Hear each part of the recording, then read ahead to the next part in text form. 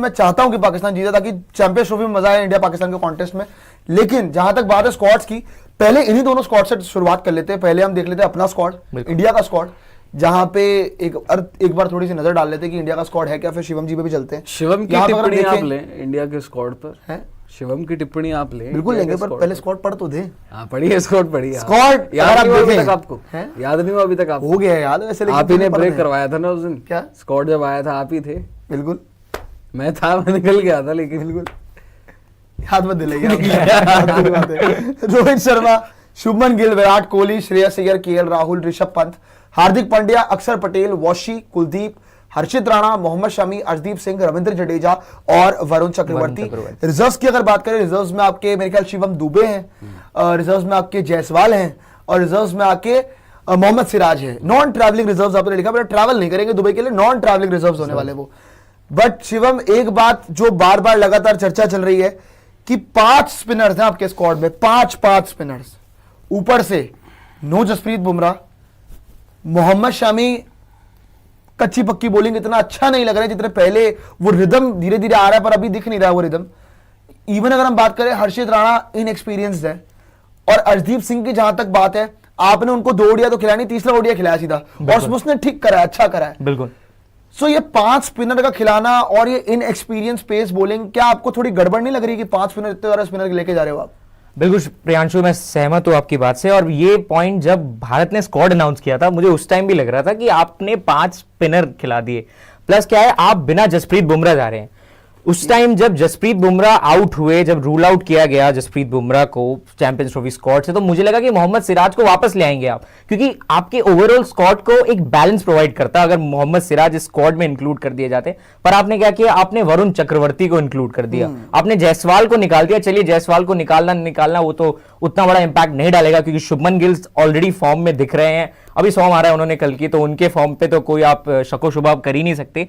पर मेरा यही क्वेश्चन था जिस टाइम स्क्वाड अनाउंस हुआ कि आपने इतने सारे स्पिनर्स क्यों डालिए, क्योंकि 2021 का टी20 वर्ल्ड कप आज भी हमें हॉन्ट करता है। वो टी20 वर्ल्ड कप से पहले याद करिए कितना केओस हो गया था, विराट कोहली की कप्तानी पे, रवि शास्त्री की कोचिंग पे। खैर वो आखिरी टूर्नामेंट बन गया दोनों के लिए एज ए जोड़ी, पर उस टाइम क्या हुआ था, आपने एक्स्ट्रा स्पिनर्स खिलाए, आप पाकिस्तान से मैच हार गए, वो जो टी20 वर्ल्ड कप वाला मैच था। तो खैर आपका हारना ना हारना डिपेंड करता है कि आपके स्क्वाड में क्या खलबली चल रही है, लेकिन मेरे हिसाब से एक एक्स्ट्रा फास्ट बॉलर आप डाल सकते थे वरुण चक्रवर्ती को हटा के। और वरुण चक्रवर्ती ने उतने ओडिया नहीं खेले, आखिरी ओडिया उन्होंने कल खेला है, वो पहला ओडिया था उनका।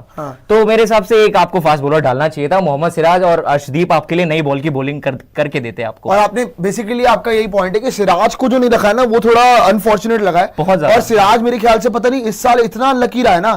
पहले उसको आईपीएल में आरसीबी से दगाबाजी मिल गई, फिर उसको इंडियन टीम से दगाबाजी मिल गई, तो वो कहीं भी नहीं है इस वक्त सेटअप में। लेकिन ये तो देखो इंडिया का स्क्वाड जहां पे हम, अब सब कुछ डिपेंड करता है कि दुबई की पिच पे होने क्या वाला है। बिल्कुल, हम बार बार बता रहे कि भैया जो हमारे इंटरव्यूज हुए हैं, जिस पे हमने बात करी है फकर जमान से, तो उन्होंने तो ये बताया हमारे इंटरव्यू में कि स्पिनर्स को खेलना कंपैरेटिवली इजी हो रहा है और पेसर को खेलना दुबई की पिच पे थोड़ा सा कंपैरेटिवली। कुलदीप यादव ने आउट किया उनको 2 बार, तो उनको याद दिला देते हैं। कर रखा है, बिल्कुल कर रखा है, बिल्कुल अच्छी परफॉर्मेंस दी है, लेकिन सब कुछ डिपेंड करता है कि उस दिन पर्टिकुलरली कि पिच पे क्या होने वाला है, पिच पे स्पिनर्स को हेल्प मिलेगी या नहीं मिलेगी, पेसर्स के लिए कितना क्या रहने वाला है। लेकिन वहीं अगर बात करें पाकिस्तानियों की, भाई जहां हमारे पास भर भर के स्पिनर्स हैं, इनके पास स्पिनर ही नहीं है, इनके पास ढंग का कोई स्पिनर ही नहीं है। अगर आप पाकिस्तान के स्क्वाड पर नजर डाल लें, पाकिस्तान का स्क्वाड भी दिखा लीजिए, क्योंकि पाकिस्तान ने पता नहीं एंड मोमेंट पे क्या गेम करी है। एक तो इन्होंने पहली बेवकूफी ये करी कि आमिर जमाल नहीं है बिल्कुल।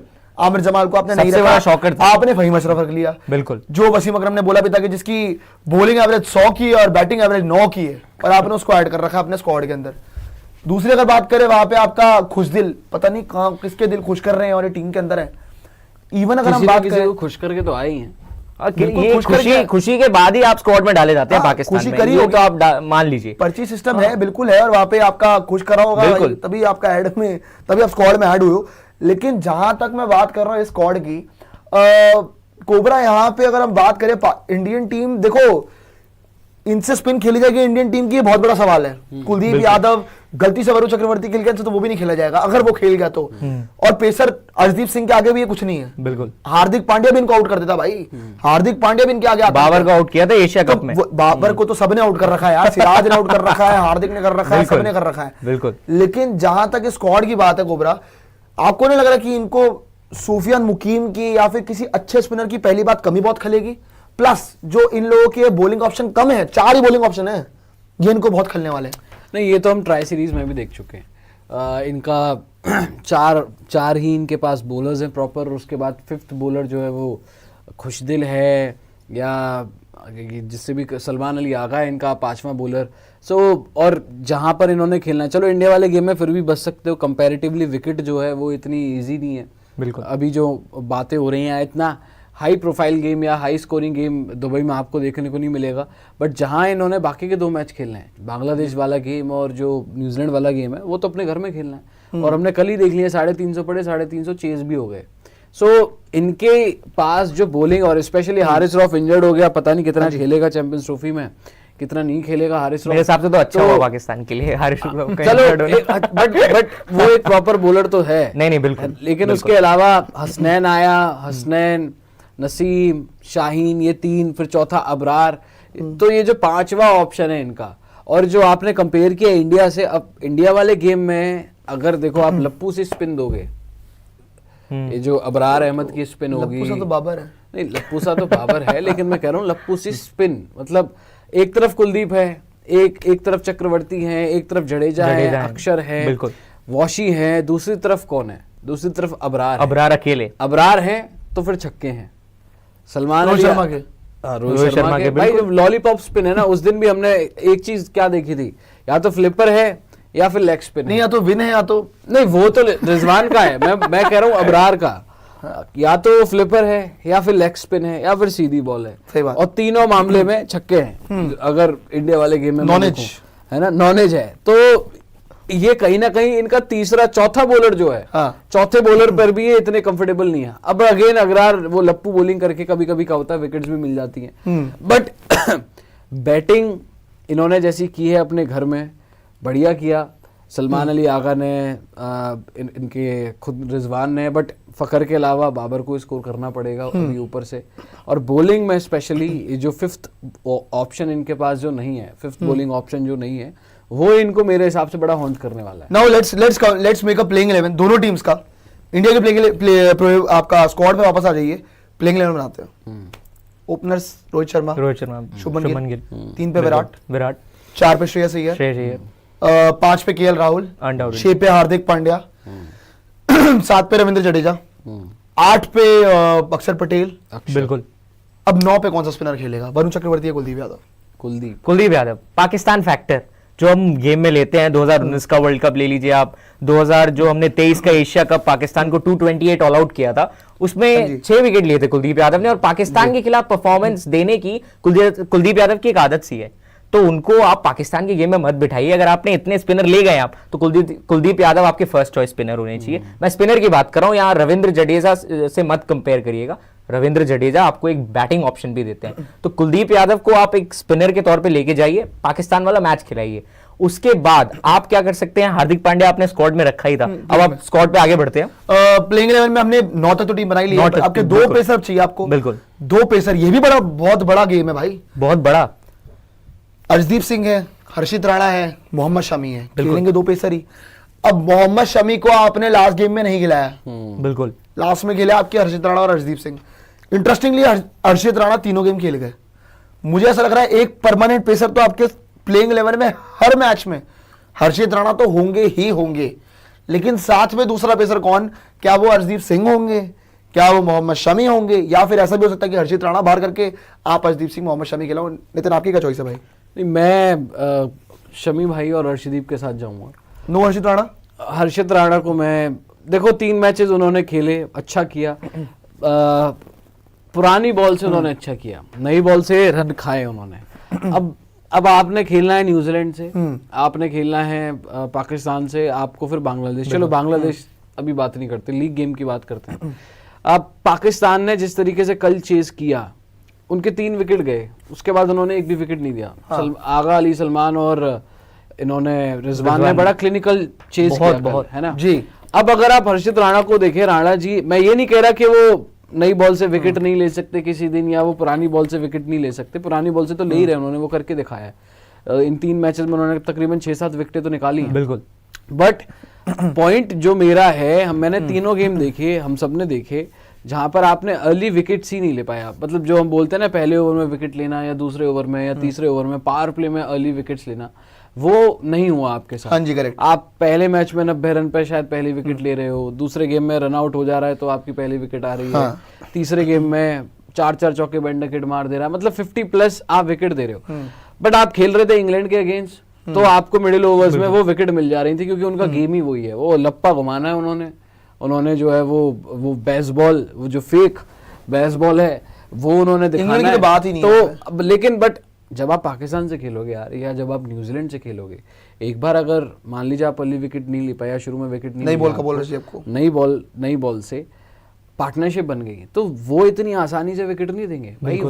ये जो मिडिल ऑर्डर है न्यूजीलैंड का, जहाँ डैरिल मिचेल आता है, जहाँ ग्लेन फिलिप्स आता है या केन विलियमसन आता है, कितनी अमेजिंग फॉर्म में, वो आपको वो इजी विकेट नहीं देंगे, वो छक्का मारने नहीं जाएंगे 20वें ओवर में या वो 25वें ओवर में, कैपिटलाइज करेंगे, वो कैपिटलाइज करने जाएंगे ताकि आप फिर 35 ओवर के बाद वो खुल के खेल सके।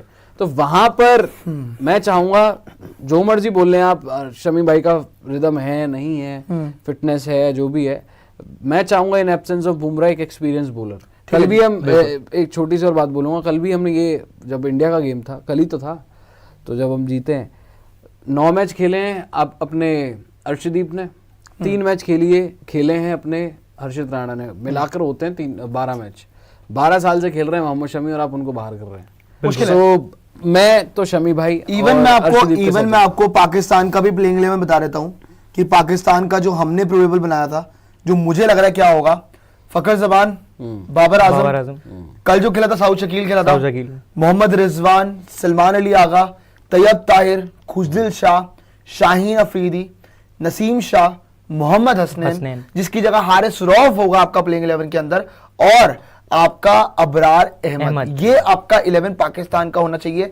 ऑन पेपर कोई आसपास का मामला नहीं है। अगर हमारा वन बैड डे आ गया तो ही हारेंगे, वरना नहीं हारेंगे। सही बात है, हारना भी नहीं चाहिए, वरना आपके लिए जो न्यूजीलैंड वाला मैच है वो अल्टीमेटली नॉकआउट बन जाएगा। तो अगर भारत ये मैच हार जाती है तब फिर वही चैंपियंस ट्रॉफी फिर से आप अंडर थ्रेट कर देंगे।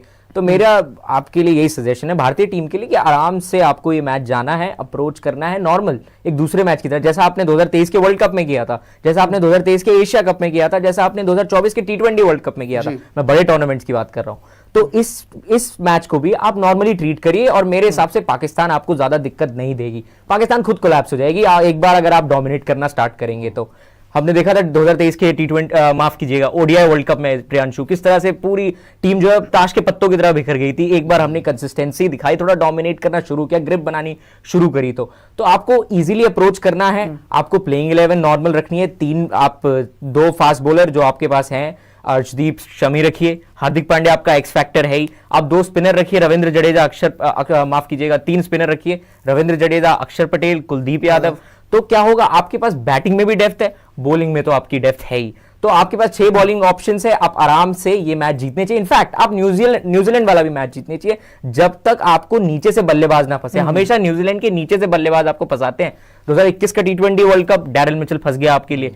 फिर आपका क्या नाम है 2022 हम नहीं खेले, 23 में डैरिल मिचेल एक समय के लिए लग रहा था कि निकाल के ले गया वो सेमीफाइनल वाला मैच। फिर भी आते थे आप बिल्कुल 400 रन वाला मैच आप हार रहे थे, लेकिन चलिए उस टाइम शमी भाई तो अलग ही फॉर्म में थे। तो केन विलियमसन, डैरिल मिचेल, ये 2 एक्स फैक्टर है न्यूजीलैंड के लिए। इनफैक्ट ग्लेन फिलिप्स को जोड़ लीजिए, उन्होंने अभी पाकिस्तान में 4 या 5 बॉल में पता नहीं कैसे 100 वो मार दिया। मैं तो 48वें ओवर में बंद कर चुका था मैच की, चलो अब तो टारगेट सेकंड इनिंग ही देखेंगे। मैं आया तो भाई ग्लेन फिलिप्स ने 100 मार दिया।